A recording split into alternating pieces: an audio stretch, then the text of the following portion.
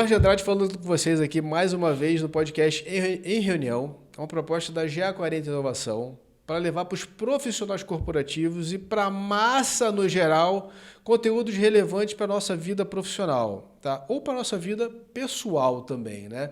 Afinal de contas, o tema que a gente vai falar hoje é um tema que está muito em voga. Assim, tem gente que acorda já com essa parada, vive com essa parada o dia todo e vai dormir fazendo uma consulta antes para saber, posso ir dormir agora ou você tem alguma coisa para me falar, né? E hoje a gente vai falar com um cara que sabe tudo disso, entendeu? A gente vai falar sobre inteligência artificial e hoje aqui a gente vai falar com o Orlan Almeida, um dos maiores especialistas no tema da Giant Inovação. Orlan, seja bem-vindo aqui, meu amigo. Agora a marca de vocês aqui, por favor, se apresente, porque eu não sou bom em fazer muitas apresentações. Normalmente eu me enrolo, tá? Por favor, apresente um pouquinho de você, da proposta da Giant, para a gente poder levar esse conteúdo de inteligência artificial para o pessoal. Bom, Jorge, primeiramente, obrigado pelo convite, né? A GA40, eu acho que é uma proposta muito interessante a gente tentar levar um pouco desse conhecimento para as pessoas, né? Porque muito se fala, o Google está aí, mas peneirar tudo isso é um problema, né? Então vamos lá, cara. Bom, meu nome é Orlan Almeida, sou especialista em algumas tecnologias disruptivas, como inteligência artificial, internet das coisas e muitas outras, né? E hoje atuo na Giant Inovação como Head de Inovação. O que a gente faz por lá, né? A Giant é uma empresa cuja proposta é ajudar outras empresas a encontrar esse caminho da inovação, né? Porque o que é inovação, cara? Inovação é aquele santo graal, né, que todo mundo fala e ninguém sabe exatamente o que é. Perfeito. Para a gente, inovação é quando acontece. Simples assim. Legal. Né? Então, se você criou uma solução, melhorou um processo, fez alguma coisa que impactou um grupo, isso conceitualmente para a gente é inovação. Perfeito. Quando a gente puxa para o lado corporativo, a gente pode falar que inovação é quando a criatividade começa a emitir nota fiscal. É simples assim, né? Show. Não à toa, nosso mantra é making ideas happen, ou seja, nossa proposta é fazer as coisas acontecerem, né? E aí, fala-se muito de cultura de inovação, a gente aborda muitas empresas falando de cultura de inovação, a gente aborda muitas pessoas, muitos projetos novos e tenta conectar tudo isso para fazer a coisa acontecer. Então, a Giant é isso. Não à toa o nome Giant significa gigante, né, em português. E vamos lá. Em relação ao que a gente vai falar hoje, inteligência artificial, tem muita coisa, tem muitos tópicos aí. Eu acho que o momento é propício. Apesar do pessoal achar que aconteceu agora, é um negócio que vem lá dos anos 50 e eu acho que a gente vai ter muita coisa legal para falar agora. Show de bola. Então, peraí. Então, antes da primeira pergunta, anos 50. Anos 50. Como que foi a pincelada? Porque assim, até então eu tinha na minha ideia que o transistor era assim, o marco histórico da tecnologia, né? Mas como é que você conecta isso de inteligência artificial lá do século passado? Bom, a grande questão é o seguinte, sempre foi um desejo, né, dos pesquisadores, enfim, do pessoal que gosta de software, né, um ser artificial, uma inteligência artificial. Então, a gente tem diversos relatos na história. Começou lá com Alan Turing, né, falando do teste Turing, aquela coisa toda, cuja proposta era diferenciar bem o ser humano de uma máquina, né? Ele criou um teste que, detalhe, hoje em dia não serve mais. As inteligências de hoje já passam o teste Turing, né? Então, quando eles começaram a filosofar sobre isso, o que aconteceu na prática, cara, foi que eles esbarraram com uma coisa que a gente não tem mais, poder computacional. Hoje a gente tem poder computacional de sobra. Na época, cara, pensa, anos 50, anos 60, anos 70. Então, a inteligência artificial começou como um sonho e lá pelos anos 60 esse sonho morreu e ficou adormecido por pelo menos 20 anos. Esse assunto só foi voltar um pouco para a mídia lá nos anos 80. Agora, é importante lembrar o seguinte, inteligência artificial é o todo, tá?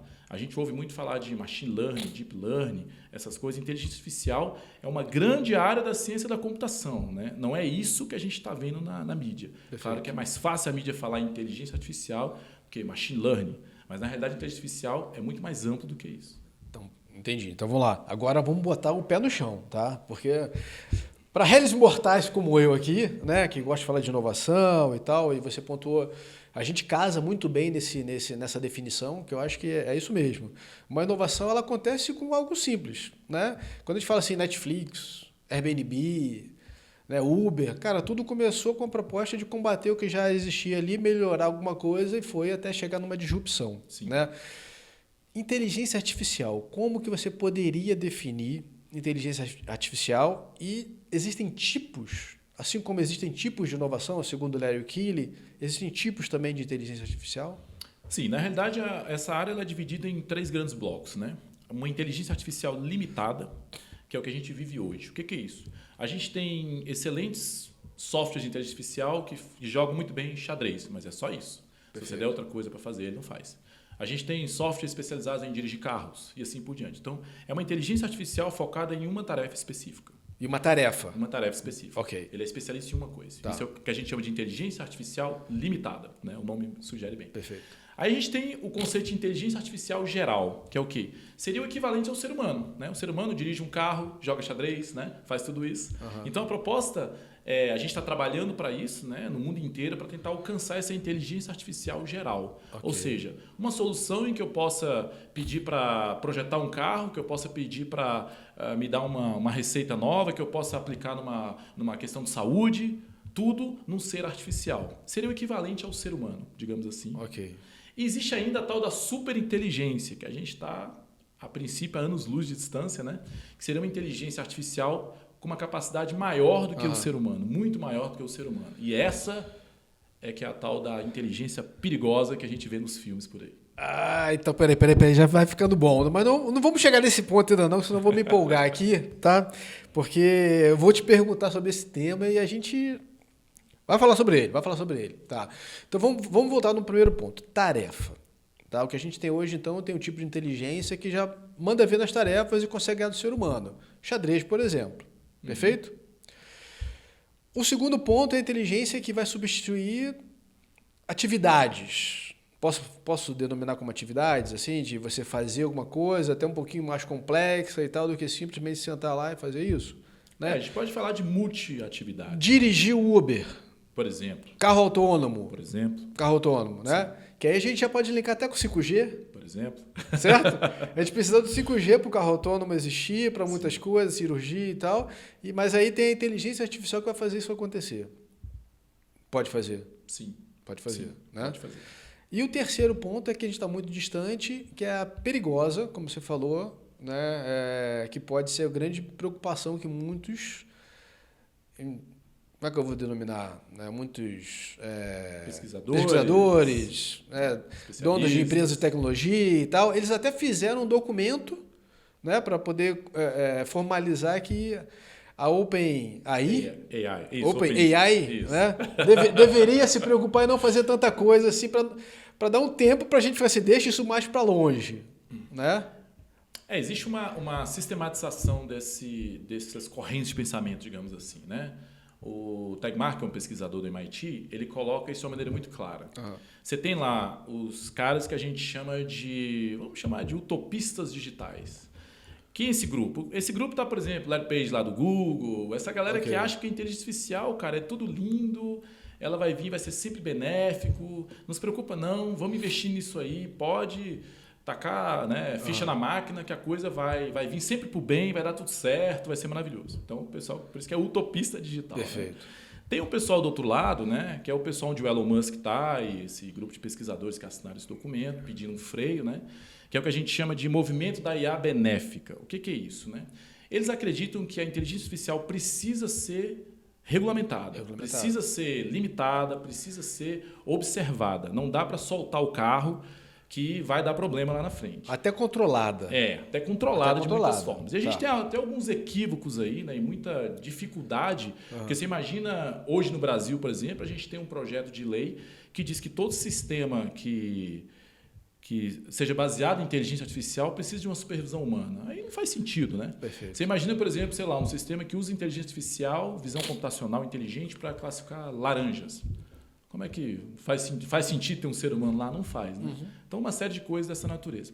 Existe ainda uma galera que eu acho muito legal, que são os tecnocéticos. Por acaso, eu estou nesse grupo. Tá? O que são os tecnocéticos? São pessoas que entendem o poder da inteligência artificial, sabem dos seus benefícios e aceitam seus malefícios, podem ser, porque é uma ferramenta como outra qualquer, mas acham que isso não é uma coisa para agora, não é para daqui a 5 anos, não é para daqui a talvez nem 10 anos. Perfeito. Quando a gente fala dessas correntes, a gente está especificamente comentando sobre a tal da inteligência artificial geral, tá? Não que a gente já tem hoje.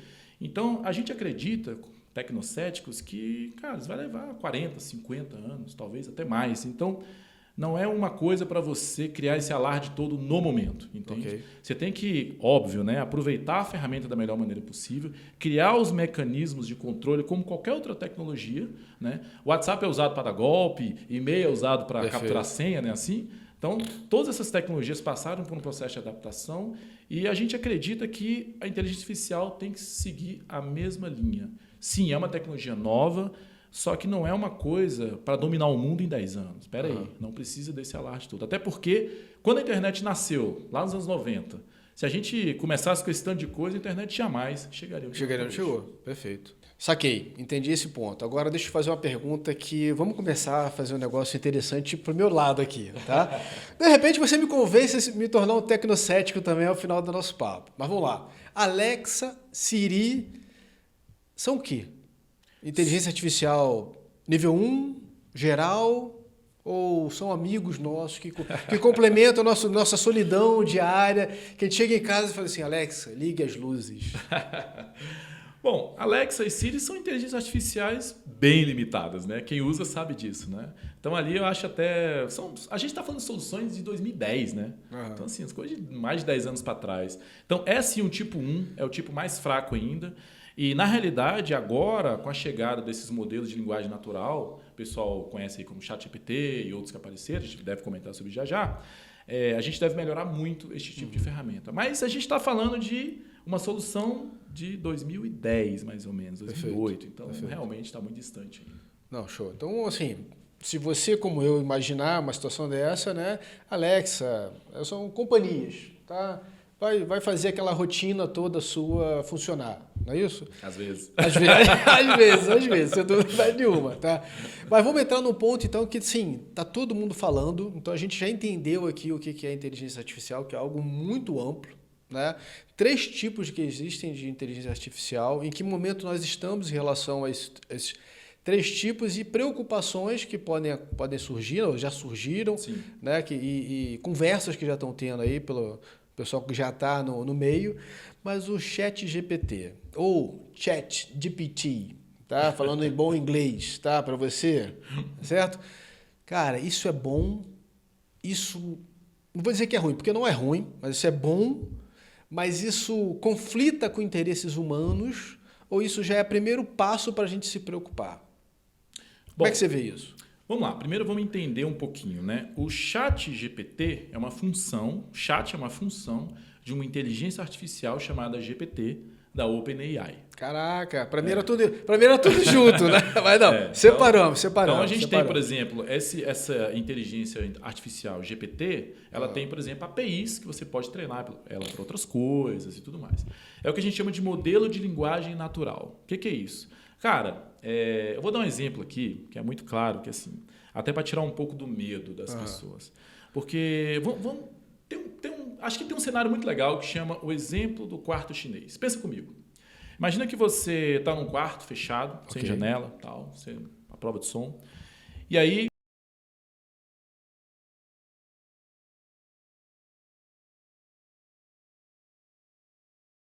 lá de fora vem uma mensagem, uma gavetinha em chinês para você. Você não fala chinês. Mas você pega essa mensagem, existe um arquivão lá, cheio de gavetas, que cada uma daquelas mensagens que chega, você tem uma mensagem de resposta. Mas você não sabe o que chegou e nem o que você está respondendo. Perfeito. Você só sabe o seguinte, que para essa pergunta tem que dar essa resposta. E assim a comunicação acontece. Só que lá fora tem um chinês, normal, que fala chinês.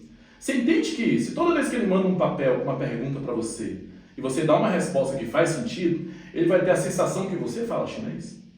Caraca, que viagem. Mas eu consigo entender. Entendeu? Saquei. Então, na realidade, o que acontece? É a diferença de sintaxe para semântica. A inteligência artificial, ela entende a sintaxe, ela sabe como combina as palavras, né? Como o português faz sentido, aquela coisa toda. Mas ela não tem semântica. Então, quando eu falo para ela assim, escreva para mim um texto sobre o nazismo, ela não sabe o que quer dizer nazismo, ela não sabe nada disso. Ela não sabe em termos o que foi nazismo, você não vai pegar. Na verdade, as coisas não têm significado para ela. Ela é aquele cara que, para essa pergunta, dê essa resposta. Só que o arquivo dela é gigantesco. A gente está falando de todo o conhecimento do planeta até 2022. Então, o ChatGPT é isso. É um modelo de linguagem natural que te dá respostas baseado nas suas perguntas, mas internamente ele não sabe o que está respondendo, muito menos o que você está perguntando. Entendi. É a história do quarto chinês, entende? Saquei. Então, isso assusta as pessoas que não têm esse conhecimento, por quê? É a história do chinês. Nossa, essa caixa que eu estou conversando sabe chinês, mas não sabe, entende? Então, essa caixa que eu estou conversando entende de leis, entende de matemática, entende de política, escreve texto para mim, responde prova do vestibular, mas você entende que tudo é uma resposta baseada numa pergunta, onde ela vai no banco de dados, seleciona coisas que fazem sentido dentro de uma sintaxe conhecida, que é a tua língua portuguesa. Pô, show. Então, esse é o primeiro ponto a gente entender. Então, não vai levantar, não vai sair andando, não vai matar ninguém, entende? Não vai acontecer nada disso. Então, é disso que a gente está falando. Então, isso é o modelo de linguagem natural, primeiro ponto. Segundo ponto, o ChatGPT assustou basicamente porque foi a primeira vez que a gente teve uma ferramenta popular, uma ferramenta democratizada, digamos assim. Primeiro que era gratuito, né? Ainda é uma versão mais antiga, é gratuito, mas é gratuito, o cara vai lá e usa, tal. E segundo, que até então, apesar de existir soluções de modelos de linguagem natural em universidades há muito tempo mesmo, ninguém tinha acesso, as pessoas do cotidiano não tinham acesso a isso.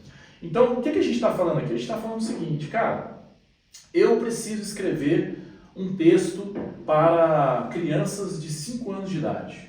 Sei lá, caiu aqui no meu contexto, eu preciso escrever um texto desse. Bom, eu nunca fiz um texto para crianças de 5 anos de idade. Como é que eu começo o texto? Bom, eu tenho duas opções, né? Eu vou no Google, clico lá, né? Como escrever para crianças de 5 anos de idade. Eu vou receber centenas de links, eu vou ter que clicar em cada um deles, entrar nos sites, navegar nas propagandas, aquela confusão toda, né? Perfeito. Para começar a aprender como é que eu faço um texto para crianças de 5 anos de idade. Com o GPT é diferente. Com o ChatGPT você fala assim, escreva um texto sobre tal tema para crianças de 5 anos de idade. Aí ele vai escrever para você.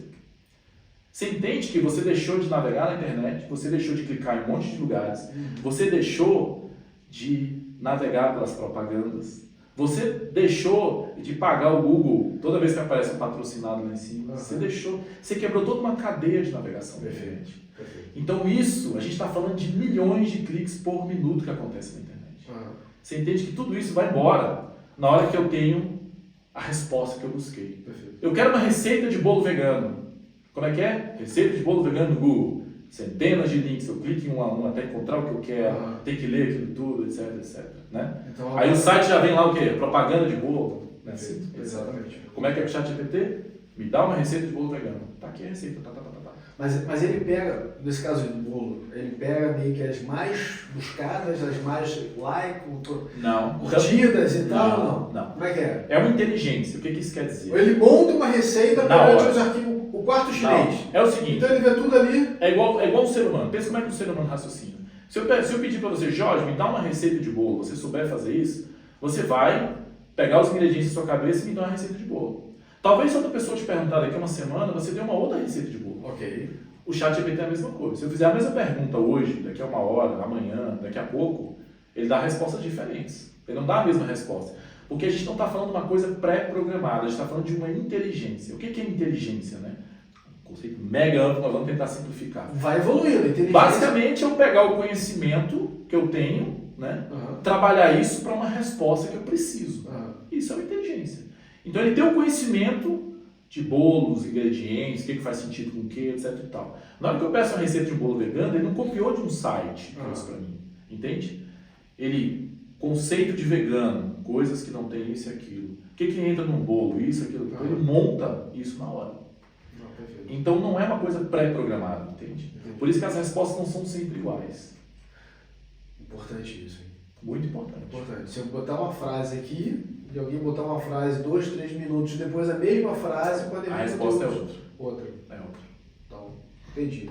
Então, assim, você tocou num ponto que eu acho muito legal, assim, é uma pergunta interessante e vamos cenário mercadológico, tá? O ChatGPT vai acabar com o Google? Ou como que vai ser? O Google vai inovar perante a isso? Vai ter que inovar, né? Pois é, o que o Google fez, né? Não só o Google, né? A Microsoft, todo mundo ficou preocupado, né? Então, o Google lançou logo aquele BART, que é uma proposta de inteligência artificial deles. Logo nas primeiras semanas já começou a acontecer algumas gafes aí, claro, né?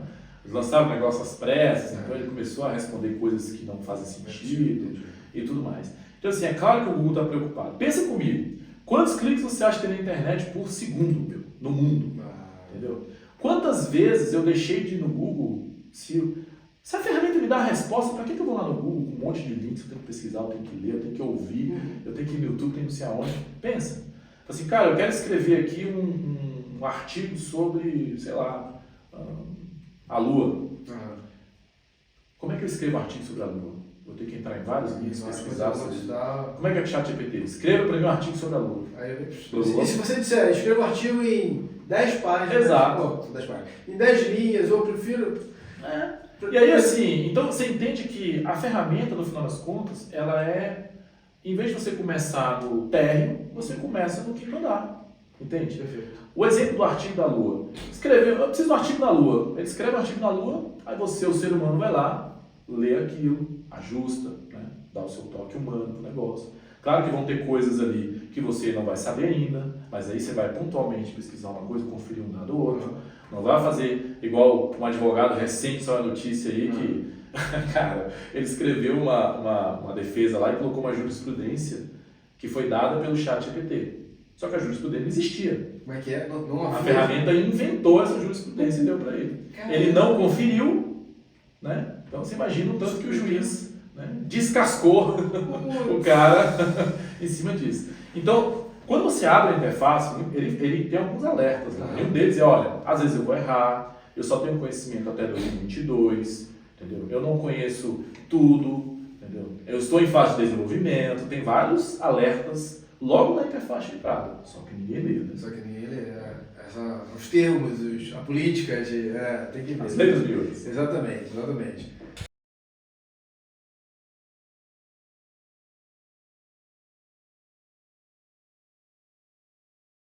Olá, tô começando a entender. Cara, você tá começando a me levar pro time dos não tão céticos. Pouco céticos. Existe essa possibilidade? Não sei, tá? Mas vamos falar de futuro, tá? A gente falou um pouquinho do passado, né? Século passado, enfim. Presente. Agora olhando um pouquinho mais para frente, tá? Porque de repente a gente aqui virou passado de quando a máquina do tempo vai vir aqui e falar o seguinte, não, corta tudo, vai desligar da tomada, porque lá em 2100 o bicho pegou, né? Então vamos falar um pouquinho de futuro aí, tá? Impacto da inteligência artificial nas leis. Tem um cenário complexo nas armas, tá? E também aquilo tudo que a gente está falando é o seguinte, o que eu falo para o meu filho de como vai ser o futuro do emprego? Meu filho agora de 14 anos, né? Daqui a pouco faculdade, está olhando, ou ele, Jorge, esquece faculdade.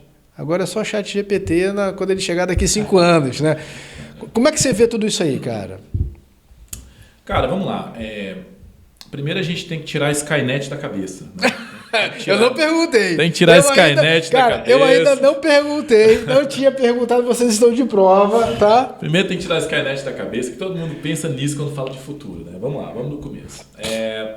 Primeiro a gente tem que imaginar o seguinte, qual é o impacto da tecnologia em qualquer área? O impacto é sempre o mesmo. Mexer na estrutura da sociedade de um jeito ou de outro. Certo. Qual é o impacto da internet? Jorge, você, qual foi a primeira vez que você usou a internet? Você lembra? Não faço ideia. Mas devia ter sido um trabalho, sem dúvida nenhuma. E acho que as primeiras coisas que eu fiz na internet foi... Eu busquei a internet porque eu precisava do e-mail. Foi quando eu registrei meu e-mail do Hotmail, exatamente. Você ainda usa o Hotmail? Não. Cara, eu uso. Tenho o Gmail também, mas eu... Ainda existe o Hotmail? Brincadeira. Mas vamos lá. A gente normalmente... Esse é o ponto. A gente não lembra. Qual foi a primeira vez que eu mexi na internet? Não tenho a menor ideia. A coisa é tão natural que você não lembra. Você não sabe que em momento você fez essa transição. Perfeito. Você lembra... Você deve ser da mesma época que eu e passou pela transição entre...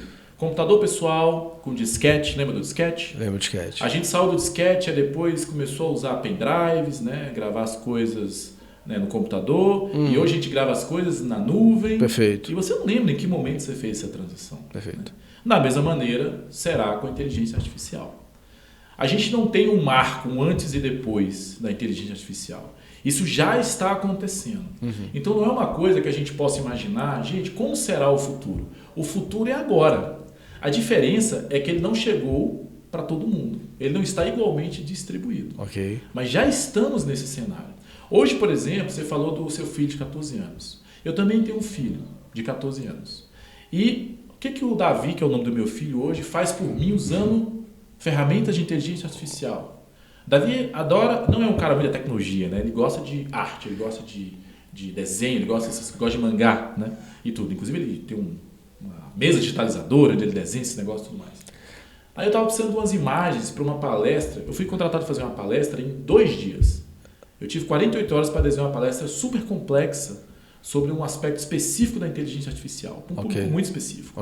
Estava muito em cima da hora e eu precisava fazer, né, um PowerPoint muito rápido. E aí eu falei, Davi, esse aqui é o Midjourney. Isso aqui é uma ferramenta que você escreve e ela gera imagens para você. Ah, entendi, papai. Então é o seguinte, senta aí e aprende essa ferramenta que daqui a 2 horas eu vou te pedir algumas coisas. Claro que ele olhou para mim com aquela cara de que eu vou ganhar com isso, né? Normal. Mas o mais importante é que literalmente em pouco mais de 2 horas ele já estava sabendo fazer imagens no Midjourney. Só para esclarecer o que é o Midjourney. O Midjourney é uma ferramenta que você descreve. Eu quero, no meu caso, precisava de uma imagem de um elefante de terno. Então eu quero um elefante de terno vermelho num fundo preto à noite. Só que isso tudo em inglês, tem um jeito de escrever. Perfeito. Ele foi lá, escreveu tudo isso, né, etc. Me mandou assim 8 opções de imagem de elefante de terno no fundo preto à noite. Caraca. Em pouco mais de 2 horas. Então é disso que a gente está falando. Não é amanhã, não é depois. Você entende que esse futuro já está aí. Perfeito. Está igualmente distribuído. Então quando a gente aborda outras profissões, por exemplo, hoje mais cedo a gente estava na reunião com uma agência de publicidade. Né? E a gente estava discutindo muito sobre qual é o impacto, né, desse tipo de ferramenta generativa que a gente diz. Por quê? Porque ela gera conteúdos para a publicidade e propaganda. Quer dizer, será que hoje eu ainda vou precisar de um designer criando uma imagem de um elefante de terno vermelho no fundo escuro? Se um garoto de 14 anos faz isso? É complexo, hein? No mínimo complexo. Será que eu vou precisar de um cara de copyright hoje, sendo que o ChatGPT cria alguns textos? Perfeito. E eu posso ir lá mexer nisso? Então, essas discussões elas estão criando e gerando milhões e milhões de questionamentos de como é que vai ser o futuro. Só que uma coisa é certa, seja lá que tipo de profissional você será substituído não por uma inteligência artificial, mas por alguém que sabe usar uma inteligência artificial melhor do que você. Perfeito. Muito e bom. isso não tem como você escapar.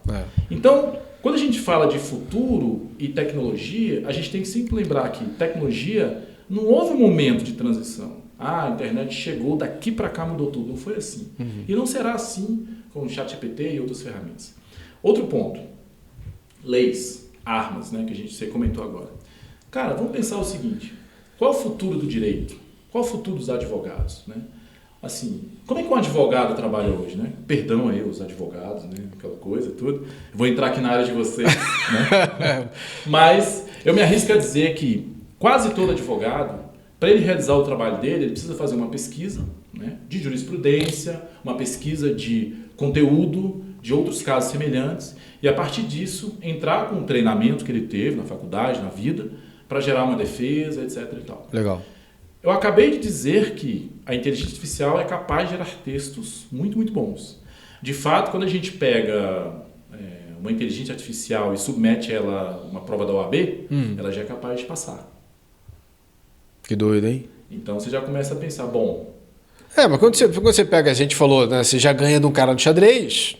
Pois é. OAB, pode ser, o cenário, né? Outras coisas. Né? Então pensa o seguinte, será que no futuro, quando eu precisar de uma coisa genérica do tipo, não um caso específico, mas se eu precisar de uma consultoria genérica, será que eu não vou ter um totem que eu chego lá, explico o meu caso e ele me dá uma resposta? Olha, tem isso, tem aquilo e tal. Cara, não, peraí, segura aí. Quem quer abrir uma empresa de totem de inteligência artificial comigo? Agora. Já não pensa mais em abrir agência de publicidade, que ele já falou com a gente aqui que já era, né? Mas, pô, o totem, imagina, cara, eu tô chegando no prédio empresarial até, cara, eu preciso fazer um Canva do meu negócio aqui, pô, meu público tá correto, não tá? Eu começo a pesquisar. Que doido, hein? Por exemplo, o ChatGPT já é capaz de fazer balanço patrimonial. Caraca. Você consegue jogar lá os dados e ele faz o balanço patrimonial para você. Será que no futuro eu não posso, eu tô me sentindo meio mal, será que eu não posso acessar um aplicativo com uma inteligência artificial, dizer quais são os meus sintomas e ela já me dá um norte? Quer dizer, aquele cara, o clínico geral, já fica meio, entende? Obsoleto? Talvez o que a gente tem que entender é o seguinte, todo mundo vai ter que se adaptar. Perfeito. Mais para um cenário melhor. Porque enquanto o clínico geral... Eu vou dar um exemplo. Essa semana para trás eu dei uma palestra sobre inteligência artificial na análise de imagens médicas. Então pensa o seguinte. Tem aquela coisa, né? Mas o ser humano vai ser substituído pela máquina lá no raio-x. O ser humano é melhor do que o homem nessa parte. Uhum. Vamos pensar o seguinte. Quantos raios-x você acha que acontece por hora num pronto-socorro de um hospital de base, por exemplo? De pulmão. Muitos, né? Muitos. O raio-x que mais utiliza é o de pulmão. Toda hora raio-x pulmão, raio-x pulmão, raio-x pulmão. É um raio-x que é caro pro executor, tem que pagar a máquina, o técnico, tem muita quantidade, a margem super baixa. Entende? Será que uma inteligência artificial que analisa esse tipo de raio-x não seria melhor? Pega essa quantidade grande de raio-x, separa os que estão ok, separa todos os que estão ok e direciona os que estão com problema para um médico especialista analisar? Não é um cenário factível? Sim. Agiliza, sem dúvida nenhuma. Agiliza, otimiza. Né? E foi exatamente esse o resultado de um estudo feito em 2023 na Dinamarca. Eles perceberam que a inteligência artificial é muito bom em dizer que está tudo ok. 99,1% das vezes ela acertou. Esse cara não tem nada. Agora, na hora de dizer qual o problema, ela acertou em apenas 28% dos casos. Ou seja, ela ainda não é boa em especificar o problema. Perfeito. Ainda. Esse é o ponto. Ainda. Né? Então, quando eu estava falando com esse pessoal, né, eram pós-graduantes lá na área de imagem, aquela coisa toda, médicos, enfim, eles estavam assim, nossa, que boa notícia, então a gente ainda tem serventia. Ainda? Então, qual é a grande questão? Cara, a palavra para eles é por enquanto. Enquanto para a inteligência é ainda, né? Por enquanto. Aí depois eu abri até um cenário dizendo assim, mas qual é o papel desse profissional? Aí tem lá, treinar a inteligência artificial, criar protocolos para usar essa ferramenta no hospital, tem uma série de coisas, né? Todo mundo vai ter que se adaptar. Eu vejo um cenário assim, hoje nos hospitais, por exemplo, a gente está falando, né, da área médica, então chegou uma máquina nova de ressonância. Aquela máquina mega power, ultra, né? Pô, você tem que ter um cara muito especializado para poder usar. Então imagina isso, vai chegar uma máquina, não necessariamente uma máquina, mas imaginem, chegou a inteligência artificial, vislumbrem, se for a máquina ou se é uma caixinha, se é alguma coisa, vai ter alguém especialista que vai ter que ir lá usar, programar, poder fazer com que essa inteligência artificial interaja com aquele meio, com o hospital, com a empresa. Sim, né? De alguma forma, né? Ok. Agora vamos pensar no cenário complexo que são as armas. Hoje existe meio que um pacto, né, de não criarmos armas autônomas, digamos assim. Né? Porque imagina o seguinte, não é difícil você treinar uma inteligência artificial para atacar um grupo específico. Assim, eu quero atacar um grupo étnico específico, eu quero atacar, sei lá, só mulheres ou só homens numa comunidade. Não é difícil fazer isso. Existe um pacto, né? A gente já tem tecnologia para isso, mas de muitas formas o mundo percebeu que, por enquanto, é bom a gente se manter no tradicional. Né? Perfeito. Por outro lado, quando a gente fala de armamento, a gente tem que pensar o seguinte. Eu li uma discussão muito interessante sobre isso, desse pesquisador do MIT, o Tegmark, que ele aborda o seguinte: até quando será assim? Em quanto tempo um governo desesperado vai falar assim, eu vou criar uma solução dessas, e aí sim acabou o mundo. Entende? Mas qual é a vantagem, qual é o outro lado da história? Será que em vez de eu mandar um avião tripulado com um piloto, eu vou mandar um avião não tripulado? Será que eu saio de um cenário onde eu tenho soldados humanos atirando um no outro, eu tenho máquinas se degladiando? Então, tem um outro lado. O mais importante, eu acho que a conclusão é o seguinte: inteligência artificial é uma ferramenta, exatamente como qualquer outra ferramenta. Tu pode usar um martelo para pregar um prego. Entendi. Tu pode usar um martelo para quebrar o braço de alguém. Não é assim? Então, tudo depende de quem usa. De quem usa e para o que usa, né? Sem dúvida nenhuma. Em nível humano, Né, em que ponto um robô com inteligência artificial poderia realmente substituir um humano, né? Nessa parte de evolução da inteligência evolutiva? Como é que você vê isso, né? O Kotler até fala no livro dele, o Marketing 5.0, né? Tecnologia e humanidade. Como é que se entrelaça esses dois pontos? Olha, eu tenho um caso muito, muito pontual. Em 2016, uma empresa chamada DeepMind criou uma solução para jogar um jogo chamado Go. O Go é um jogo que, cara, tem tantas possibilidades que não tem átomos no universo suficiente para a quantidade de possibilidades que esse jogo permite. Nossa. A gente está falando de um número seguido de, sei lá, 300 zeros na frente. É uma coisa maluca. Uhum. Então, quando a DeepMind criou uma inteligência artificial para jogar o jogo Go contra um jogador humano, né? Que era um cara assim, ele era o papa do Go, né? O Go é um negócio muito respeitado na China, uma coisa assim milenar, aquele negócio que assim, seres humanos evoluídos jogam esse negócio. Caraca. Como eu disse, tem zilhões de possibilidades. Então dá para você, não é como xadrez, que você de certa forma consegue prever uma jogada duas para frente. Aliás, as probabilidades são tão grandes, as possibilidades são tão grandes que estima-se que até hoje nunca se jogou uma partida igual. Entendi. De tantas possibilidades que você pode movimentar no tabuleiro. Então, como é que faz então? Então, o que o ser humano diz, né, o especialista lá, o cara que é bom nisso, segundo do mundo na época e tal, cara, eu uso minha intuição. Ele falou assim, eu uso minha intuição. É a parte humana do negócio. Eu uso minha intuição. Tem lá um número gigantesco de possibilidades, eu não tenho capacidade matemática, né, para isso, máquina nenhuma tinha na época, eu uso minha intuição. Uhum. O que é intuição, né? Então, a DeepMind, essa empresa, criou uma inteligência artificial chamada AlphaGo para jogar contra um jogador humano. Pegou milhões de partidas de Go, treinou a inteligência artificial com isso e começou. O relato é muito interessante porque, assim, no dia anterior, né, o jogador humano fala assim, pelo que eu vi, eu acho que eu vou derrotar ela facilmente. Uhum. No dia seguinte, sei lá, às 10 da manhã, ele fala, bom, ela é um pouco mais esperta do que eu imaginei. Uhum. 2 horas depois, ele já está dizendo assim, é melhor do que muitos jogadores humanos que eu joguei. No final do dia, já acontece algo fenomenal. Se eu não me engano, na 37ª jogada, lembra comigo, o Go é milenar. Sabe o xadrez tem algumas jogadas pré-concebidas? Quando você faz um movimento, é natural que se faça um outro movimento em resposta, isso já é perfeito, né? Milenar. O Go é a mesma coisa. Só que na 37ª jogada, o AlphaGo, a inteligência artificial, fez um movimento que não se faz, digamos assim. Que ninguém nunca fez. Peraí, mas a resposta tradicional para esse cenário é 1. E a inteligência artificial seguiu um caminho completamente diferente. A gente está falando de milhões de anos, né, assim, de experiências jogadas fora. E ela simplesmente tomou uma decisão diferente. O jogador levantou, ele levantou e saiu, ele não sabia o que fazer nessa hora. Porque, eu já disse, é milenar. Há 1000 anos que é feito assim. Perfeito. Para essa jogada, a resposta é sempre a mesma. Só que a inteligência artificial tomou outro caminho. Ele levantou, ele não sabia o que fazer. Ele levantou, caminhou, foi, voltou, sentou. E para encurtar a história, 50 jogadas depois, o AlphaGo venceu o melhor jogador da época, justamente por conta dessa jogada. Entende? Computacionalmente, seria impossível ela prever 50 jogadas para frente. A gente pode dizer que ela teve uma intuição?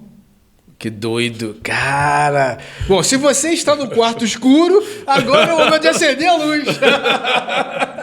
Cara, que doido. Entende? Que doido. Então, quando a gente analisa esse tipo de cenário, cai por terra aquelas discussões do tipo, não, mas a inteligência artificial nunca vai substituir a criatividade, nunca vai substituir a intuição. O que é intuição?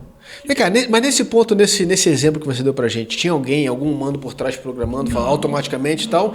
Não. A inteligência estava rodando sozinha. Ela aprendeu e estava jogando. Ela estava aprendendo ao mesmo tempo e transitando? Ela estava aprendendo com o usuário, sim, porque é isso que ela faz, mas ela foi treinada antes com várias jogadas de Go. Entendi. Várias jogadas. É assim que se treina, né? É assim que se usa. Perfeito. Né? A gente treina e depois utiliza. Perfeito. E a partir dali ela foi autônoma.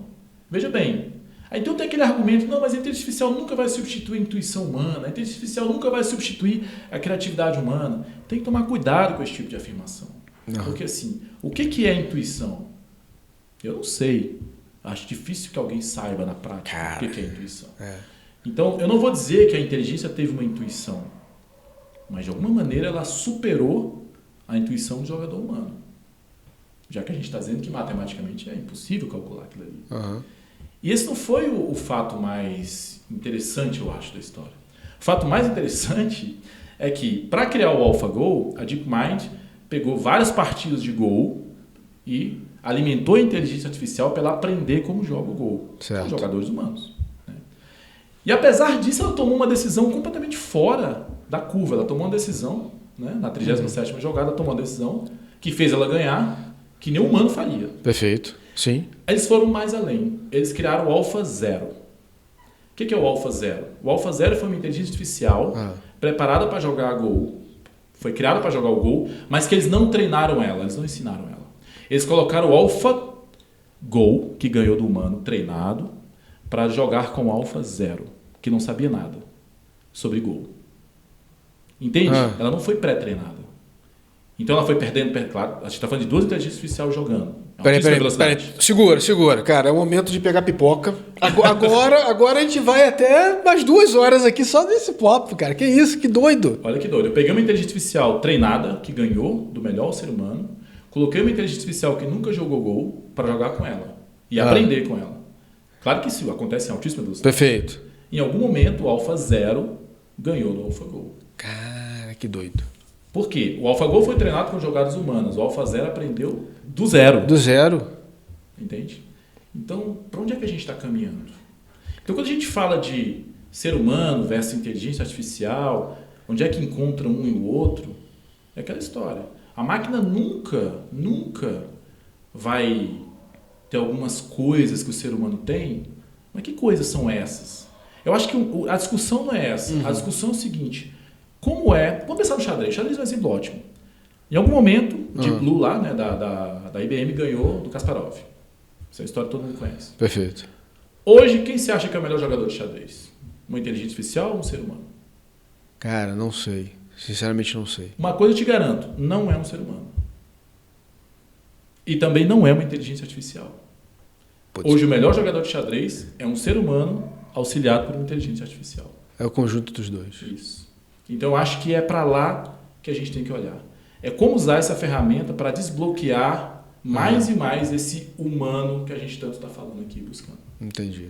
Então, tem até uma frase que o pessoal... Até soltei no grupo um dia desse, o pessoal fez uma pergunta estranha, que falou assim, a inteligência artificial vai nos ajudar a nos tornar mais humanos, a resgatar mais essa coisa do humano. Aí alguém perguntou, mas o que é ser humano? Nossa, é filosófico. Eita, ferro. Mas acho que é para lá que a gente está caminhando. A gente está falando de uma ferramenta que vai desbloquear mais e mais a nossa capacidade humana de fazer as coisas. Saquei. Nossa, muito bom. Esse último exemplo aí do Go foi fantástico, cara, fantástico. E realmente faz a gente pensar, faz a gente refletir sobre ser humano, inteligência, computação, né?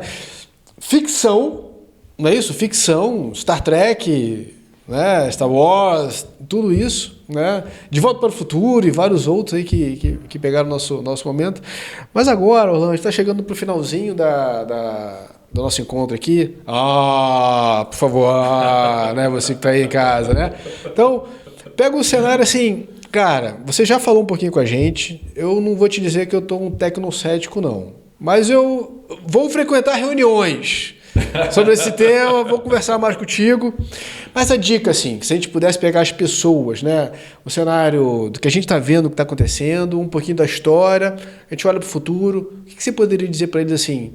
Preocupe-se, não se preocupem, né, olhem mais por esse lado aqui, porque a gente está caminhando, né, perante a esse rumo aqui. O que poderia dizer para a gente? Eu acredito que a gente tem um futuro brilhante pela frente nesse contexto. Por quê? Tem um pesquisador que ele explora alguns cenários de como seria um futuro. Na verdade, ele explora 10 cenários. Como seria um futuro onde a gente já tem uma superinteligência. Lembra? Inteligência artificial limitada. Perfeito. Geral. Superinteligência. Então, ele explora alguns cenários de como seria a sociedade com uma superinteligência. Aí dá uns nomes legais. Tem uma muito interessante que eu acho que ele chama de Deus benevolente. Quer dizer, você tem uma super inteligência que toma conta da sociedade, mas você praticamente não sabe que ela existe. Ela otimiza processos, ela cuida da produção. O que eu acho mais legal é o seguinte, pensa num cenário utópico, onde o básico, você não precisa mais trabalhar pelo básico. Perfeito. A gente não está falando de uma renda básica universal, igual comentaram esses dias. A gente está falando o seguinte, se a máquina é capaz de otimizar as coisas, quando eu tirar o ser humano dessa parte braçal, manual, pegar aquele cara que hoje trabalha numa fábrica, mas é um excelente, sei lá, ele adora matemática, ele queria estar mexendo com isso, mas por uma condição da vida ele está dentro de uma fábrica apertando o parafuso, sabe? Quando isso acontecer, eu puder colocar as pessoas nos seus devidos lugares, fazendo aquilo que elas de fato querem fazer, que transformação a gente vai ter na sociedade? Então, de repente tem um guri que é muito bom, o cara é um excelente músico, mas vem de uma favela, de uma condição difícil, e ele jamais vai ter oportunidade de pegar um violino na vida, entende? Quando isso for possível, quando a inteligência artificial tirar da gente esses trabalhos chatos, otimizar os processos e começar ela a dar entrada no escritório de patentes, criando coisas novas. A gente está falando de comida feita em impressora 3D, né? Assim, quantos anos leva para chegar no resultado desse? Quantos segundos levaria com uma superinteligência? Então, eu acho que no futuro, quando a gente tiver uma solução onde a gente tenha cenários em que a gente não precise mais lidar com o básico, aí a gente vai fazer aquela transformação na sociedade que a gente tanto espera. Inclusive, esse é um tema muito interessante porque ele é abordado justamente numa série que você comentou agora há pouco, chamada Star Trek. Star Trek é exatamente isso. É um mundo utópico onde as pessoas não precisam mais trabalhar pelo básico. O básico está garantido. Alimentação, vestuário, tudo isso está resolvido. Essa abundância que se fala em algumas correntes, né, singulares, o pessoal todo que aborda isso, na verdade, a gente precisa dessa entidade mais rápida, mais inteligente. Por que tu acha que saiu uma vacina contra a Covid em 6 meses? Perfeito. Inteligência artificial total. Ferramentas capazes de simular centenas de milhões de cenários em 24 horas. Como é que era antes? Testes e mais testes e mais testes. Então, é isso. Eu acho que essa abordagem apocalíptica, do tipo, meu Deus, o mundo está acabando, o que vai ser de nós? Eu acho que é uma preocupação válida, eu acho que alguém tem que pensar nisso de fato. Né? Mas não no sentido de criar amarras para um negócio que não tem mais jeito. Barreiras, impedimentos e tal. Não para isso. Mas acho que o cerne da questão é o seguinte, como aproveitar o momento. Cara, a gente está no melhor momento da história. A gente não usa mais disquete. Muito bom, muito bom, muito bom. A gente não usa mais pendrive, a gente tem nuvem, a gente tem capacidade computacional, dados à vontade. Apesar de que tem um cenário vintage, não sei mas se eu posso falar que é vintage aqui, o LP, tá voltando a ter mercado, cara. Putz, né? Não, isso é bom, isso é bom. Veja bem, você pode ter uma fábrica totalmente automatizada que gera comida, que cria lá, né? Que gera alimentos e tal e tudo mais. E você pode ser um cara que fala, não, eu não quero comer nada que seja manufaturado, eu quero plantar meu tomate, ok. Sempre vai ter essa galera que gosta, ok? Não tem nada de errado nisso. Agora, a gente tem que lembrar o seguinte, se hoje a gente depende de meia dúzia de gênios da humanidade para criar algumas coisas, e se eu tiver um ou mais gênios como esse, infinitamente melhores? Se eu tivesse um Edson em cada esquina, como é que estaria o mundo hoje? Então é para lá que a gente tem que olhar. Eu acho que a inteligência artificial tem que ser enxergada dessa forma. Entendi. Show de bola. Nossa, eu tô assim, eu sei como você tá aí, cara. Eu sei que eu tô aqui com muita informação, um cenário muito vasto. Orlan, obrigado por estar aqui com a gente. Foi assim, um aprendizado. Eu não sei se uma pós-graduação daria o conteúdo que você deu pra gente aqui, tá? Então, gente, espero que vocês tenham curtido mais um podcast em reunião para você profissional, para você pessoa normal, que agora vai ter uma visão totalmente diferente, assim como eu, do que é o ChatGPT e do que é a inteligência artificial. Perfeito? Perfeito. Então, eu vou deixar a mensagem final, né? Para quem não por pegou, favor. Quem chegou agora e não viu absolutamente nada, lembre-se apenas dessa frase. Nenhum ser humano é melhor do que uma máquina. Nenhum. Por outro lado, nenhuma máquina jamais vai ser melhor do que um ser humano usando uma máquina. Sensacional, gente. Grande abraço. Até mais.